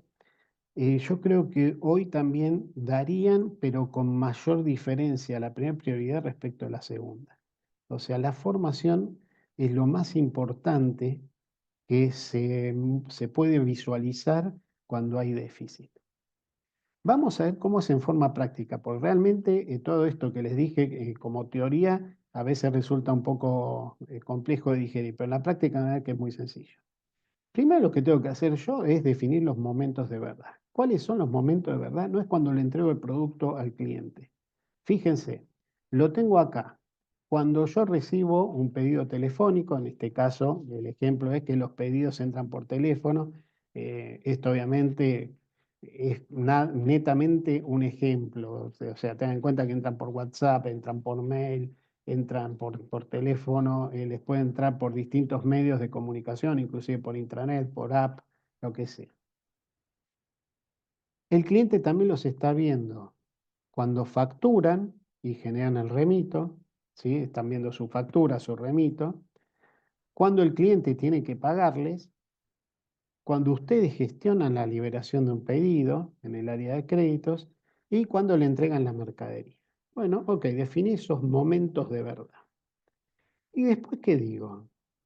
Bueno, a ver, en el momento de verdad de recepción del pedido, ¿yo qué estándares de servicio tendría que tener para que el cliente esté satisfecho? Bueno, tendría que tener disponibilidad del sistema de computación y las terminales, ¿sí?, de ese sistema en un 100%. Tendría que tener una disponibilidad de apps en un 100% y una cantidad de receptores de pedido suficiente como para recibir los pedidos sin demora. Ok, vamos al segundo. ¿Qué momento de verdad estamos analizando? Gestión de liberación de pedidos. ¿Qué tendría que tener como estándar de servicio para satisfacer adecuadamente a mi cliente? Disponibilidad del sistema de computación y de terminales en un 100%, oficiales de cuenta capacitados en un 100%, cuentas corrientes actualizadas en un 100%. Bárbaro. Y con esos estándares, ¿qué estaría cubriendo yo? O sea, ¿qué necesidad estoy cubriendo? La confirmación de liberación de pedidos. Muy bien. En el primero me olvidé decirle qué necesidad estarían cubriendo, perdón, se las digo. Por un lado, la rapidez en la recepción de pedidos y en segundo lugar, la recepción de pedidos en 24 horas, las 24 horas del día. Ok. Vamos a ver el tercer momento de verdad, que era el de facturación. El de facturación también engloba o enmarca la parte de remitos. Bueno, ¿qué estándares de servicio tendría que tener? De vuelta, disponibilidad del sistema de computación y terminales en un 100%, cumplimiento de condiciones de pago pactadas en un 100% y claridad en la información en un 100%. ¿Con eso qué estaría cubriendo? Bueno, la correcta facturación y entrega. Bien, cuando yo les digo qué necesidades del cliente estaría cubriendo, es el resultado que yo obtuve de la encuesta. ¿Sí? Yo dije, bueno, quiero relevar estos puntos. Ok, los puntos que estás relevando, cuando vos estás viendo los estándares, ¿qué estás cubriendo eso que estás relevando con los estándares y momentos de verdad que estamos tratando? ¿Se entiende? Lo que ustedes ven como necesidad son los puntos que yo puse a evaluar por el cliente.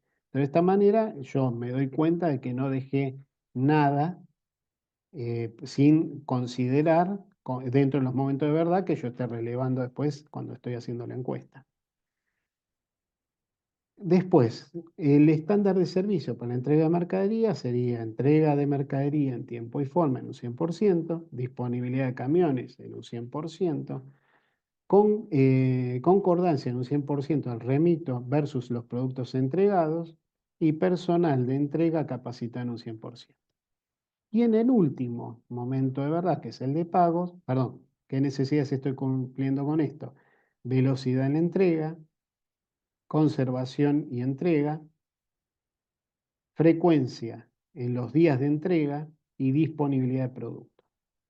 Y por último, entonces, volvemos, discúlpeme que me tragué las necesidades. En cuanto al pago, el momento de verdad está cubierto por los siguientes estándares. Disponibilidad de recibo oficial en un 100%, cobrador con habilidad y decisión para negociar pagos en un 100%, y cobrador capacitado en un 100%. ¿Qué necesidad estoy cubriendo con esto de la encuesta que estamos realizando? La correcta gestión del costo. Muy bien, esos son los momentos de verdad. Vamos a ver cuál fue el resultado entonces de la encuesta. Ya hicimos la encuesta con esos aspectos que nosotros pusimos así ahí como necesidades que estamos cubriendo cuando evaluamos los momentos de verdad con los estándares. Bueno, acá los vemos como necesidades señaladas y ya las hemos calificado. En una encuesta lo que hicimos fue agarrar a todas las personas encuestadas y vimos cómo calificaron cada punto y lo que hicimos fue sumarizar las veces que se repite esa calificación en cada punto. Entonces, a esa calificación se la denomina rating. Rating es las veces que la persona votó ese punto, que en este caso se denomina necesidad señalada por el total de las farmacias, en este caso, pues le puse que era una droguería la que está haciendo la encuesta. Entonces, el primer punto, que es velocidad en la entrega, 537 veces, respondieron ese punto como prioritario o como necesario, rapidez en la recepción de pedidos, 527 y así sucesivamente. Y después, a continuación, que en este caso lo ven al principio, lo que determino, pero sí se hace a continuación, ¿no? De que califique, la colocación es en primer lugar, es el ranking. El ranking es quién tiene la calificación más alta, de la más alta hacia la más baja, de 1 en este caso a 14. ¿Y acá qué empiezo a hacer? Bueno, empiezo a poner sobre la izquierda las necesidades señaladas por el cliente, o sea, ¿se acuerdan las necesidades que cubríamos con cada momento de verdad y los estándares asignados a ese momento de verdad? Bueno, van acá, uno debajo del otro. Después, a continuación, ¿qué va? Va las veces que se calificó o sea, la calificación que sacó cada uno de esos puntos que eran las necesidades señaladas por el cliente. Y ahora lo que voy a hacer es sobre las columnas que voy a asignarle puntuación, lo que voy a estar encontrando son los estándares de servicio que aplican a un determinado momento de verdad. ¿Y dónde está el momento de verdad? Bueno, está señalado en la parte que está en blanco arriba de todo. ¿Ven que dice momento de verdad, recepción del pedido? O sea, el primero de los momentos de verdad. ¿Y qué estándares de servicio estaba pidiendo? Disponibilidad de app, número de operadores capacitados y sistema terminal. Y terminales, ok. ¿Y después qué tenemos arriba? Ven que tienen un triangulito, una cruz y un círculo. Es para que nosotros potenciemos qué impacto tiene cada una de las necesidades con los estándares. ¿Qué quiere decir? Por ejemplo, disponibilidad de app al momento de la recepción del pedido, que yo tenga velocidad en la entrega, no tiene casi puntuación porque es baja. No tiene relación la velocidad de entrega con el momento de recepción del pedido. Entonces le asigna, obviamente eso en función de cada uno, ¿no? Cómo determine el valor. Se le asigna un valor baja, o sea, los 537 se multiplican por 1. Ven que arriba el triangulito dice débil, peso igual a 1. Si es medio, el peso es igual a 3 y si es fuerte, el peso es igual a 9. En el segundo caso, la rapidez en la recepción de pedidos tiene un alto impacto. ¿Por qué? Pues estoy evaluando justo ese momento de verdad. Entonces, cualquier aspecto me va a dar alto. Entonces, ¿qué hago? Los 527 los multiplico por 9. ¿Sí? Los 527 los multiplico por 9 cuando hablamos también de operadores y si hablamos de sistema terminal también por 9.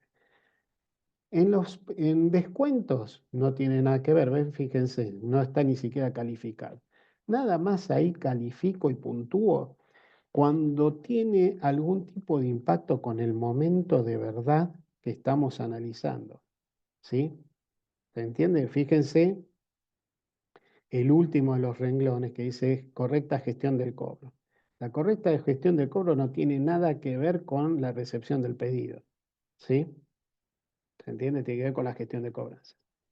Y después, ¿qué hago? Como último punto, en este momento de verdad, sumarizo. 537 más 4.743 más 4.437 más 9.717. Así sucesivamente voy haciendo con cada uno de los momentos de verdad. ¿Sí? Y por último, ¿qué tengo que hacer? Voy a pasar indefectiblemente a lo que es la tabulación. Ah, pero Gabriel, ¿no estabas tabulando? En condiciones normales le diría sí, es una tabulación lo que acabamos de hacer. Pero acá el concepto, cuando uno hace una encuesta, el concepto de tabulación es cuando yo a partir de ese medio que me permite ponderar y valorizar y darle un peso específico a cada aspecto que yo tengo que mejorar o resolver o analizar, yo saco un diagnóstico. Entonces, el diagnóstico yo lo voy a sacar a partir de acá, que es cuando realmente obtengo los valores que me dicen qué es lo que tengo que mejorar. Lo que hicimos previamente, entonces, para los efectos de este modelo, viendo que es otra filosofía, podemos decir que es una pretabulación, porque está evaluando en primera instancia como aspecto a valorar cada una de las necesidades, ¿sí? Que les daba para que evalúe el cliente. ¿Versus qué? Versus los estándares de cada momento de verdad. Eso es la pretabulación. Ahora, ¿qué hago? Ahora, esos estándares yo los voy a poner en donde antes estaban las necesidades. O sea, las voy a poner para puntuar. Si se fijan, van al cuadro de abajo donde está el círculo, la cruz y el triángulo, se van a encontrar con estándares de servicio ahora. Disponibilidad de app en un 100%, disponibilidad de sistemas, de cantidad de operadores capacitados, oficiales de cuenta capacitados, disponibilidad. Esos son los estándares que habíamos puesto en las pretabulaciones anteriores. Algunos de ellos se pueden, digamos, repetir, ¿sí?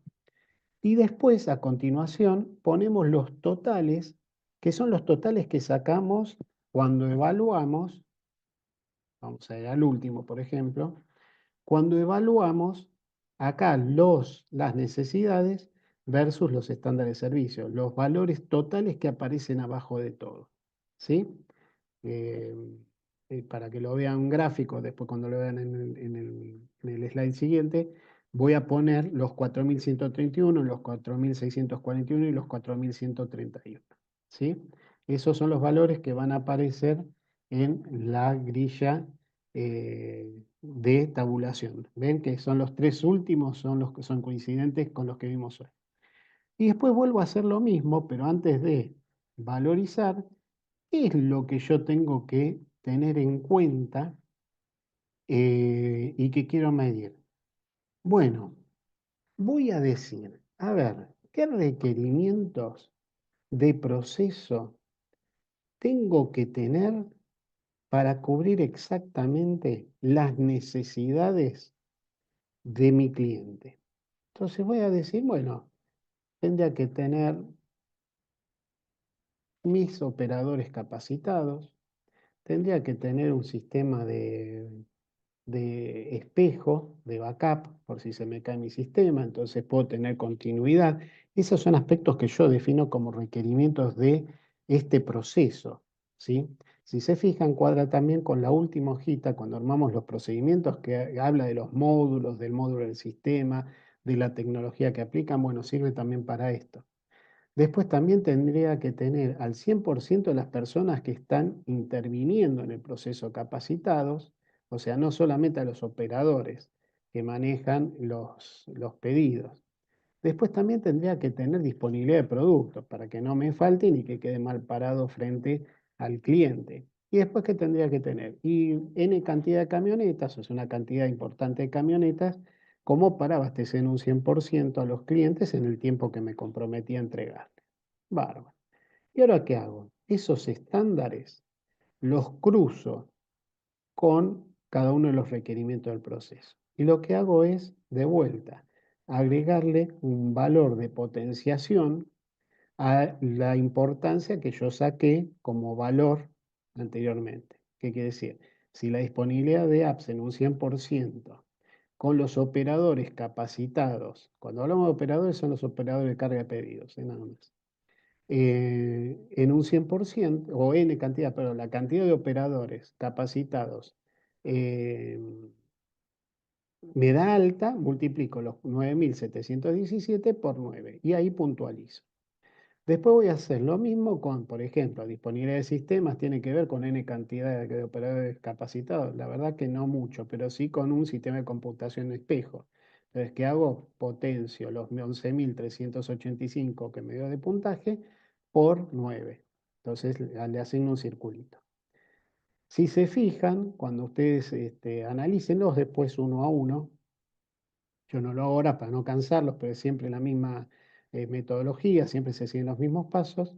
Sobre el final, donde dice importancia del requerimiento, esto fue un hecho real, digamos, yo lo armé, digamos, de otra manera, le fui jugando y se lo fui simplificando un poco el modelo, pero los datos eran concretos. Fíjense que en este caso nos da que el punto más importante como requerimiento del proceso, ¿cuál es?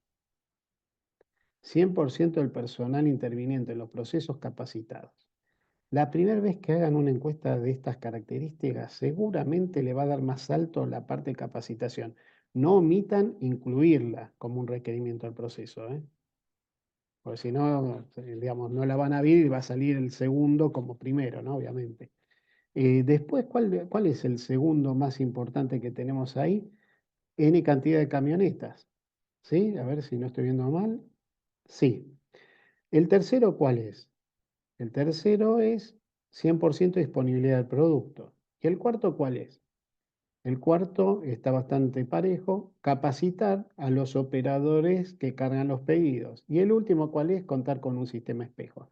Fíjense que el primer requerimiento que yo tengo en mi proceso no es caro. Porque si a mí me dice que el 100% de las personas intervinientes en el proceso tienen que estar capacitados, y estamos hablando de procesos, me estoy refiriendo a capacitación interna. Entonces, nosotros el déficit que tenemos con los clientes acá es falta de capacitación. Ojo que puede pasar también que sea falta de comunicación, pero lo vamos a estar detectando cuando agarremos el procedimiento, que es igual de largo que el proceso, acuérdense, y veamos si realmente se están comunicando bien requisitos con procesos.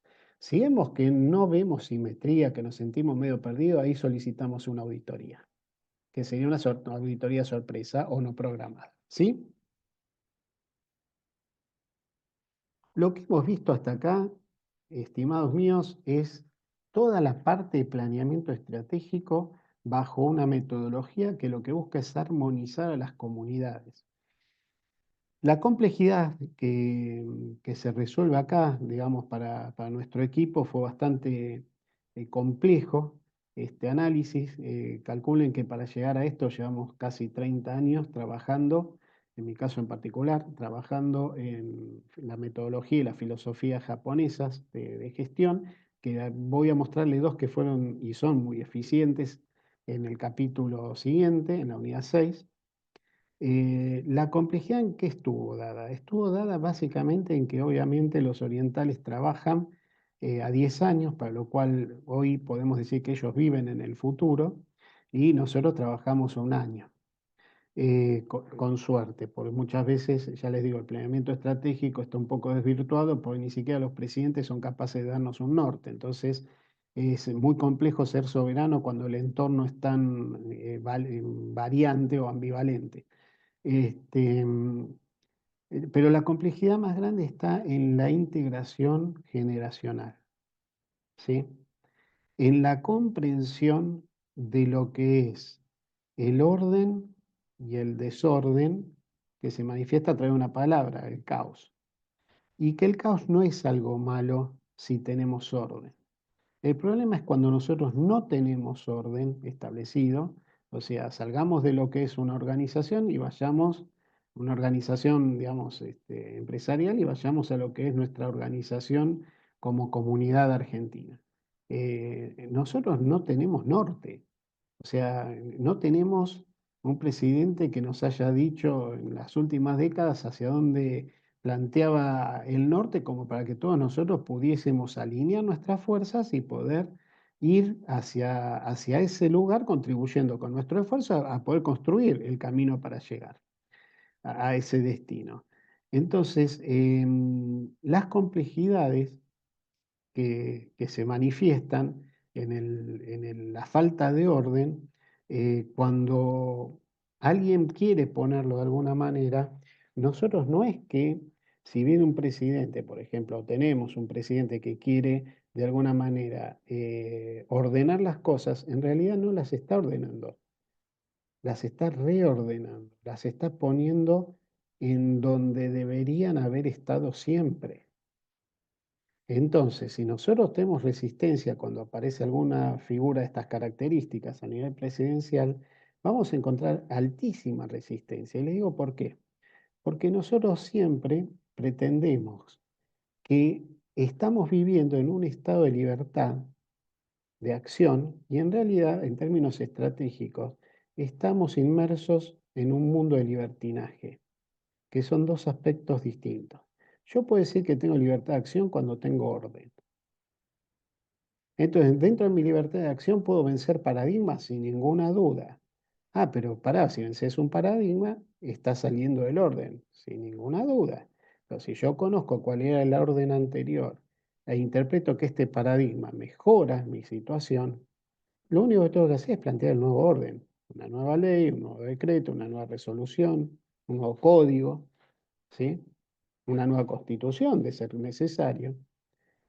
Ahora, distinto es cuando nosotros vivimos en libertinaje. En libertinaje no hay orden.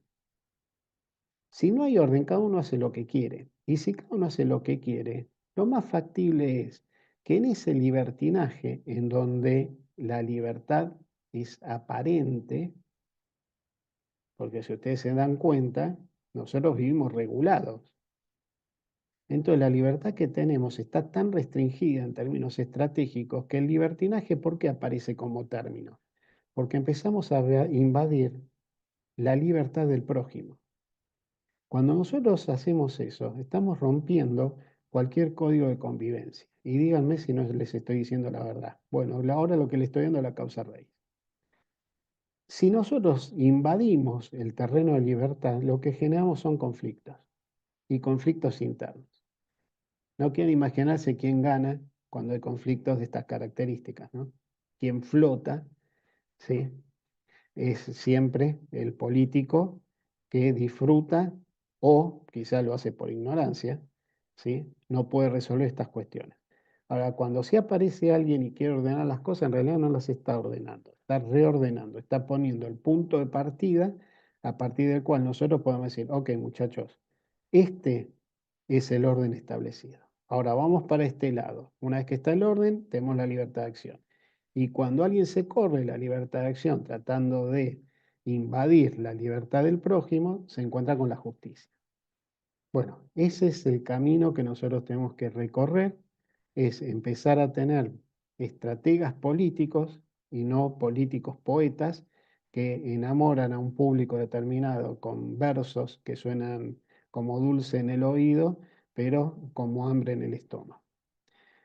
Dicho esto, entonces, damos por concluida la parte de planeamiento estratégico bajo el formato que desarrollamos en la consultora de campos de fuerza armonizados.